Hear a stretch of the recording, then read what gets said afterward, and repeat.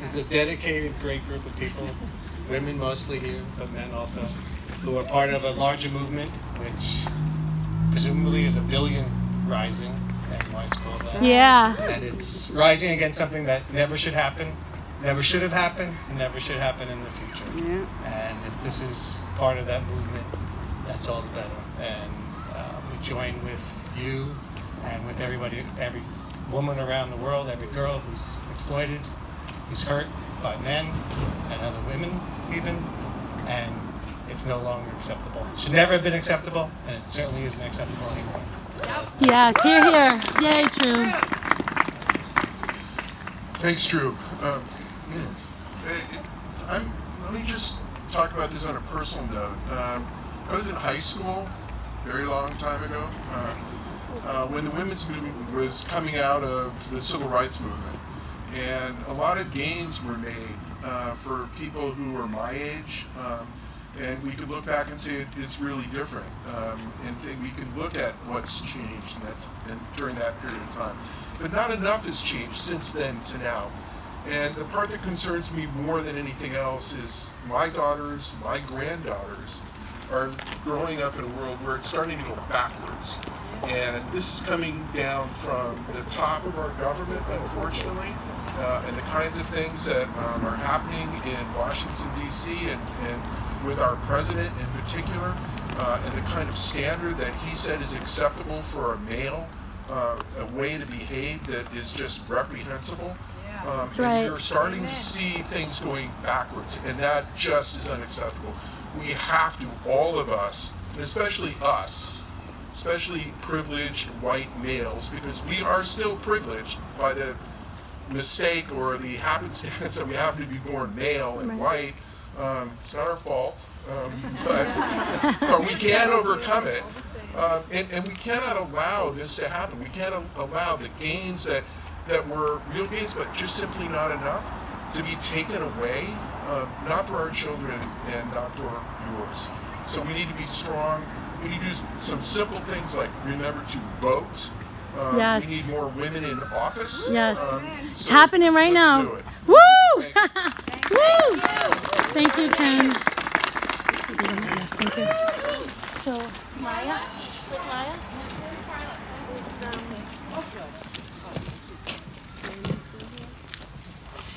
Thank you for joining us for 1 Billion Rising 2019. Woo! And thank you for braving the snow. As you know, violence against women and girls doesn't stop for inclement weather, and neither shall we. As many of you know, VDAY Tarrytown Sleepy Hollow 2019 production of the Vagina Monologues was a great success. Thanks to most of you.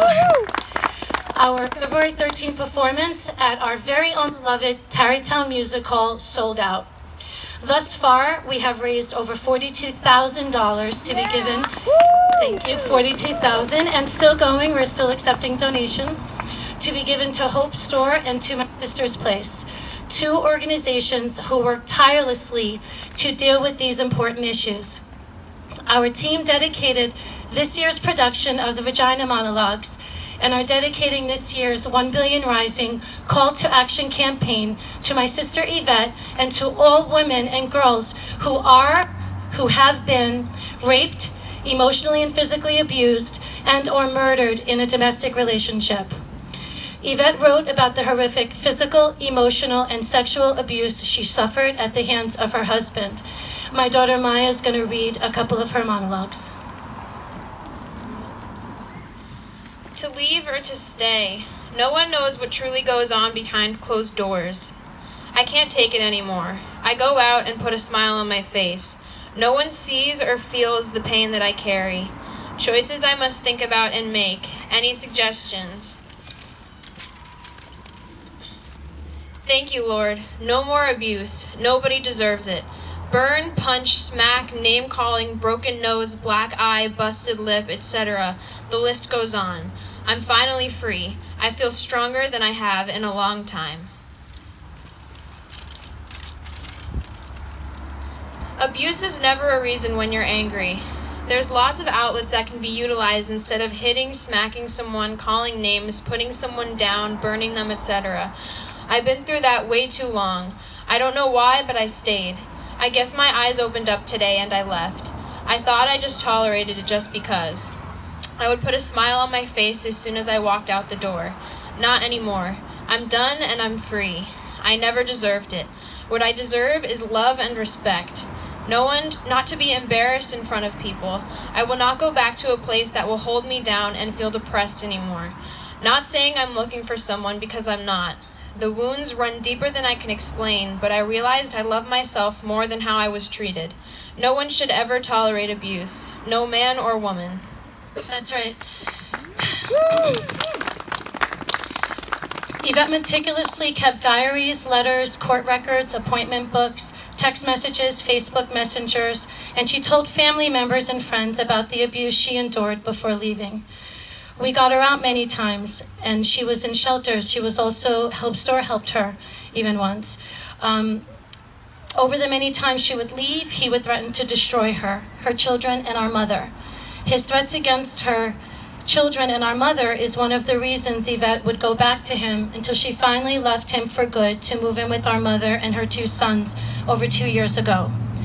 Because of the abuse, Yvette lived with post-traumatic stress disorder, and she relived her abuse over and over. She would wake up with night terrors, and she lives in constant fear.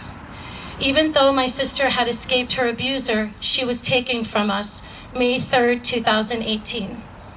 Yvette leaves behind her mother, 6 children, 3 grandchildren, and 1 grandson, Mason, who is due to be born in 2 weeks. Yvette leaves behind brothers and sisters. Yvette leaves behind many nieces and nephews. Yvette leaves behind cousins and lots of family members and friends who love her and who are grieving for her. We have united in our grief to make sure that even in her death, Yvette's voice is even louder than ever. It is our hope that Yvette's story will save other women and children from being abused or killed.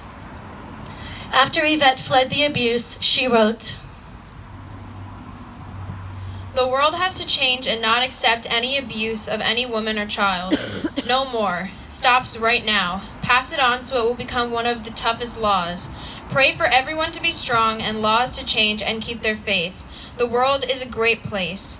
Need to reach everyone in the world for all the abuse to stop. Thank you for passing it on. No more abuse, not one more. 1 billion raising our voices. Pass it on so we can make abuse stop now." So yes, Yvette, we are here and we are rising up for you. We are rising up for 1 billion women and girls. We are rising up to stop all violence against women and girls. If you or a loved one is in an abusive relationship, please know that you are not alone. Please know that you matter. Please know that there is a safe way out. Please join me in welcoming CarlLa Horton, the Executive Director of Hope Store.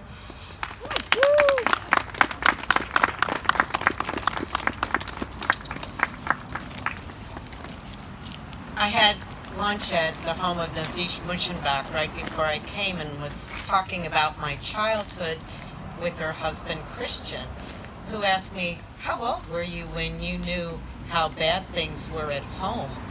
And I went, 5. A 5-year-old. A 5-year-old knew that this was wrong.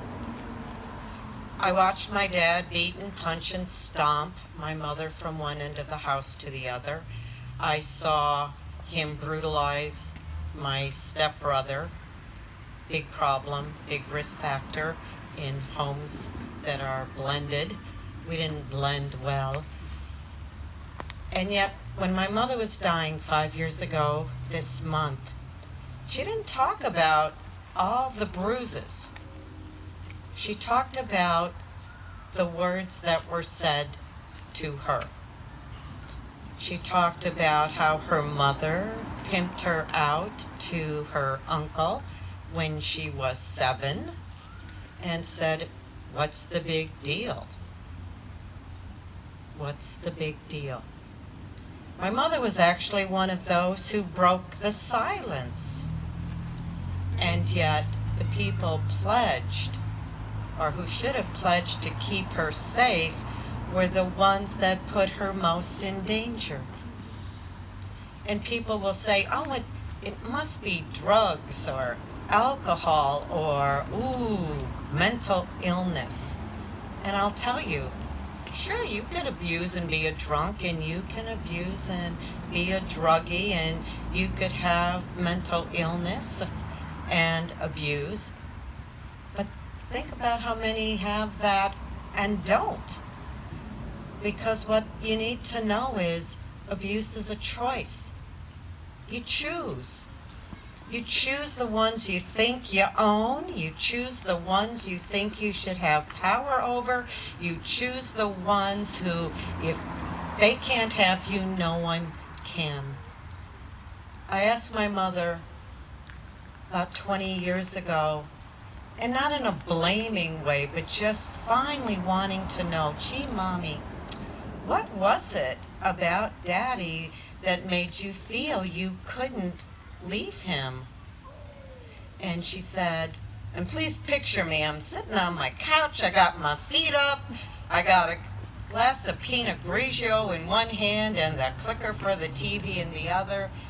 And she says, well, he told me if I ever left him, I'd never see my children again. Well, Mommy, how did you interpret that? And she goes, well, I didn't know if that meant he'd get a divorce and get custody. Because if men fight for custody, they get it about 80% of the time. And he had paid men to make passes at her in the hopes of getting the goods on her. We know that because one of those, Uncle Marty, gave back the money. She goes, or I didn't know if he'd like get divorced and I'd lose custody, or if he would kill you and bury you and I wouldn't even know where to find your body. And I'm like 48 years old at that time, and I was just stunned. Just stunned. Think of the choices. I can tolerate this and protect my children, or not. And women are still facing those choices. And I'm so deeply touched that all of you care. And all I ask is break the silence. Maybe you won't have a grandmother like I did. Maybe someone will actually listen to you. Someone at Hope's store will listen to you. Someone at my sister's place, they'll listen to you. Call Christina. She's giving her number out to everybody. 3 a.m. Call her instead of me. I'll be back in the office about 8:30, okay? But if she doesn't answer, for sure, give us a call. And I do. I get people put things on my Facebook pages. I have people come up to me in church talking, asking for a friend. Ask for a friend. Our hotline, it is 888-438-8700. Please, I beg you, call, speak up for yourself or for someone who can't. Thank you so much for everything you've done for us. Since more people came during the talk, we're going to do the dance one more time and end it with us rising in celebration and support of the 1 billion women and girls. Let's do it! All right, Gina, you're up. Thank you, Tracy.